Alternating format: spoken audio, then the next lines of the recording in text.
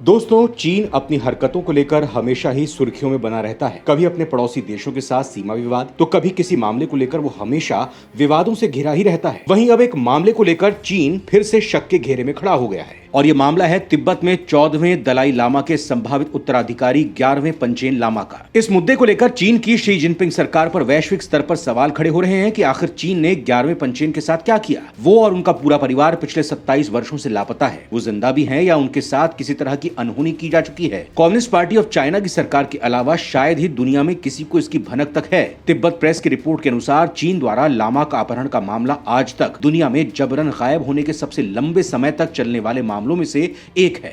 आखिर क्या है ये मामला? क्यों चीन पर पंचेन लामा के अपहरण का आरोप है? आखिर क्या है चीन का मकसद? ये ऐसे सवाल हैं जो चीन को चारों तरफ से घेर रहे हैं। इस वीडियो में मैं आपको इन सभी सवालों के जवाब दूंगा, लेकिन यहाँ आपको जानना जरूरी है कि आखिर पंचेन लामा कौन है। दोस्तों, तिब्बत की रिपोर्ट्स के मुताबिक चीन ने करीब 2 दशक से 11वें पंचेन लामा का अपहरण करके उन्हें गायब कर रखा है। पंचेन लामा गेलुकपा पंथ के तिब्बती बौद्धों के अवतार माने जाते हैं। वो दलाई लामा के बाद न केवल सर्वोच्च धार्मिक पद रखते हैं, बल्कि नए दलाई लामा की पहचान के लिए बनी लामा परिषद के प्रमुख भी होते हैं। चीन द्वारा पंचेन लामा के अपहरण के बाद से विश्व भर के तिब्बती बौद्ध उन्हें एक बार देखने की अधूरी उम्मीद के साथ जी रहे हैं। 11वें पंचेन लामा के रूप में गेधुन चोइकी का जन्म 25 अप्रैल 1989 को तिब्बत के लाहरी ग्रामीण अंचल में हुआ था। तब 10वें पंचेन लामा की मौत के बाद उन्हें 14 मई 1995 को 11वां पंचेन लामा चुना गया, लेकिन इसके सिर्फ 3 दिन बाद चीनी प्रशासन ने उनका अपहरण कर लिया। उस समय वो केवल 6 साल के थे। इसके साथ ही उनके परिवार के लोग भी गायब कर दिए गए। कुछ महीने बाद प्रशासन ने बताया कि उन्होंने ज्ञान के नोरबू को नया पंचेन लामा चुना है। लेकिन यहाँ सवाल ये खड़े होते हैं कि चीन को पंचेन लामा का अपहरण करने की जरूरत क्यों हुई? उसे वो छिपाकर क्यों रखे हुए हैं? इन सवालों के कई जवाब हैं। पंचेन लामा प्रमुख धार्मिक और राजनीतिक नेतृत्व रखते हैं। वो दलाई लामा के साथ अहम दर्जा रखते हैं। दोनों ही तिब्बतियों के गेलुका पंथ के तहत आते हैं। वो पंथ भावी नेतृत्व के अवतार या कहीं पुनर्जन्म में विश्वास रखता है। नए नेतृत्व की पहचान भी यही करता है। 10वें पंचेन लामा चोइस्की ग्लात्सेन को भी चीन ने दबाव मिलाकर कुछ हद तक अपने अनुरूप उपयोग किया, लेकिन बाद में उन्होंने मजबूती से खुद को प्रस्तुत किया। चीन इस व्यवहार से डरता है और इसीलिए कहा जाता है कि चीन ने पंचेन लामा का अपहरण कर लिया है। लेकिन धर्मगुरु दलाई लामा में ही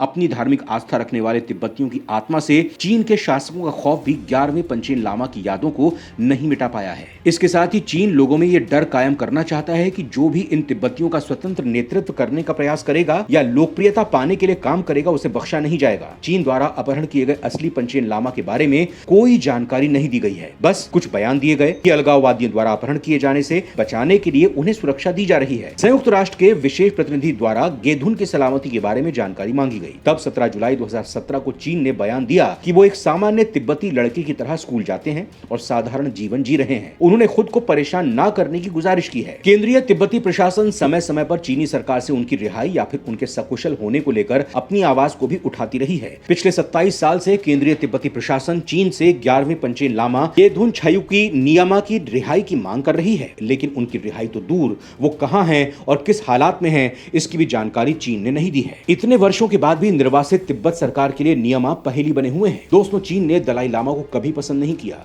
वो हमेशा से ही चीन की आंखों में अखरते रहे हैं। दलाई लामा की तरह पंचेन लामा को भी बुद्ध के ही एक रूप का अवतार माना जाता है। पंचेन लामा को अमिताभ यानी बुद्ध के असीम प्रकाश वाले दैवीय स्वरूप का अवतार माना जाता है, जबकि दलाई लामा उनके अवलोकितेश्वर स्वरूप के अवतार माने जाते हैं। अवलोकितेश्वर को करुणा का बुद्ध माना जाता है। पारंपरिक रूप से एक रूप दूसरे स्वरूप का गुरु है और दूसरे के अवतार की पहचान में अहम भूमिका निभाता है। ऐसे में जब दलाई लामा के अवतार की खोज होगी तो ये काम पंचेन लामा ही करेंगे। जब 1995 में चीनी सरकार ने पंचेन लामा के चयन की प्रक्रिया पर नियंत्रण हासिल करने की कोशिश की थी, हो सकता है वो पहले से इसकी तैयारी कर रही हो। अब चीन ने तिब्बत में कम्युनिस्ट पार्टी की ताकत के जोर पर खुद ही पंचेन लामा को नियुक्त करने की स्वतंत्रता हासिल कर ली है। साथ ही तिब्बत के लोगों पर चीन के द्वारा चुने गए पंचेन लामा को जबरदस्ती अपनाने के लिए बल का भी इस्तेमाल किया जाता है। चीन की इस हरकत को लेकर एक तिब्बती प्रतिनिधिमंडल ने Canadian house of Commons on foreign affairs and international development के समक्ष गवाही दी है, जहां उन्होंने तिब्बत में चल रहे अधिकारों के हनन पर चिंता जताई है। तिब्बती प्रतिनिधिमंडल ने 11वें पंचेन लामा के लापता होने और तिब्बती लोगों से संबंधित अन्य मुद्दों पर गवाही दी है। तिब्बती भाषा पर हमलों के बारे में जिक्र करते हुए तिब्बती निर्वासित नेता पेनपा त्सेरिंग ने कहा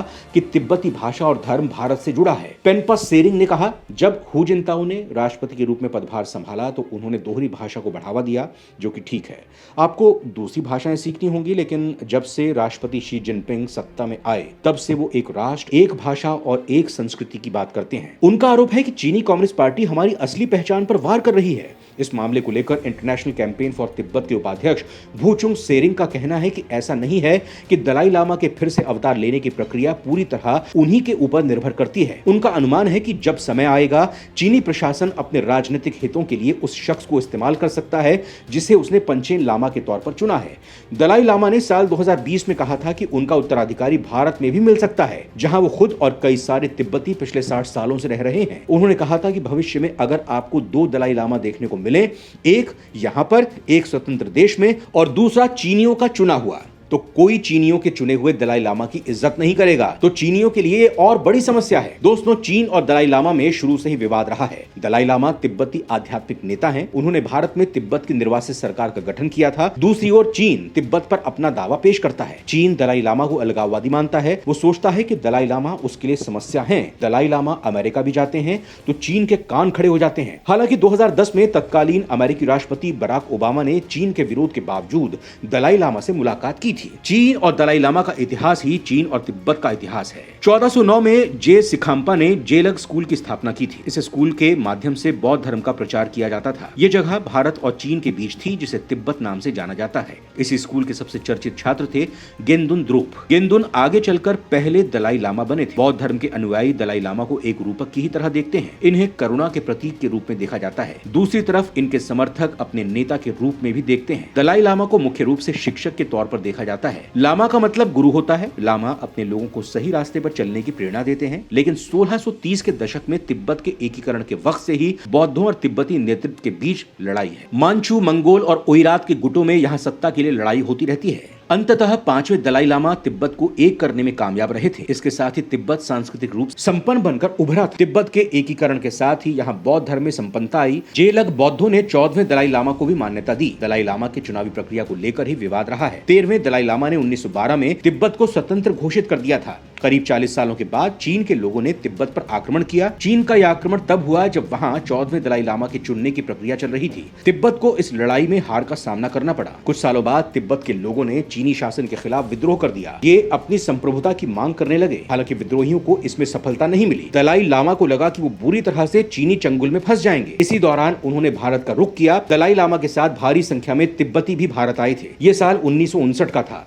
चीन को भारत में दलाई लामा को शरण मिलना अच्छा नहीं लगा। अब चीन में माओ त्सो तुंग का शासन था। दलाई लामा और चीन के कम्युनिस्ट शासन के बीच तनाव बढ़ता गया। दलाई लामा को दुनिया भर से सहानुभूति मिली, लेकिन अब तक वो निर्वासन की ही जिंदगी जी रहे हैं। 1950 के दशक से दलाई लामा और चीन के बीच शुरू हुआ विवाद अभी खत्म नहीं हुआ है। दलाई लामा के भारत में रहने से चीन के रिश्ते अक्सर खराब रहते हैं। दोनों देशों के बीच एक युद्ध भी हो चुका है। भारत का रुख भी तिब्बत को लेकर बदलता रहा है। अब देखने वाली बात यह होगी कि कैसे चीन इस मामले से खुद को दूर कर पाता है। क्या वो तिब्बत के 11वें पंचेन लामा को रिहा कर देगा या फिर अपनी दादागिरी बनाए रखेगा।